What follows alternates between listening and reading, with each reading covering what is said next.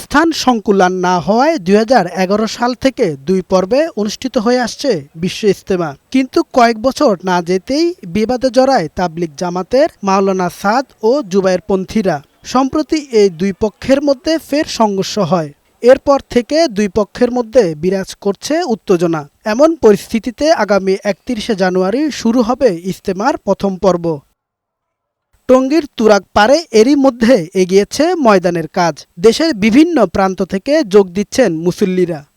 আর এলাকা ভিত্তিক আসতেছে, হালকা ভিত্তিক আসতেছে, আইসা সাথীরা এভাবে কাজ করতেছে। আমরা আল্লাহকে রাজি খুশি করার জন্য আসছি, নিজের পরিবর্তনের জন্য, ইসলাম দিন শিখার জন্য আসছি।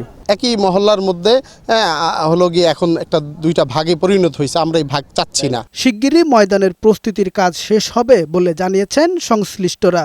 মুসলিম উম্মার ঐতিহ্য রক্ষায় সফল ইজতেমা আয়োজনে সার্বিক প্রস্তুতি নিয়েছে প্রশাসন। সিটি কর্পোরেশনের পক্ষ থেকে অনেকগুলো কাজ হাতে নেওয়া হয়েছে, বিশেষ করে ভিতরে ইন্টারনাল যে রোড কমিউনিকেশন, টয়লেট ফেসিলিটিসের বিষয়গুলো আছে, সেই কাজগুলো এখন চলমান আছে এবং বাকি কাজগুলো আমরা ইজতেমার যে নির্ধারিত সময় তার আগেই আসলে সম্পন্ন করতে পারবো। মাঠ এবং তার আশেপাশে ইজতেমা এলাকায় আইন শৃঙ্খলা পরিস্থিতি স্বাভাবিক রাখতে আইন শৃঙ্খলা রক্ষাকারী বাহিনী, যৌথ বাহিনী সকলেই কাজ করে চলেছে।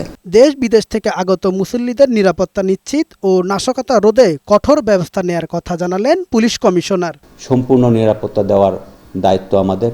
আমরা সার্বিক আপনাদের সহযোগিতায় সর্বোচ্চ গুরুত্ব দিয়ে এটিকে আমরা সুন্দর একটি ইজতেমা উপহার দেওয়ার জন্য আশা রাখি।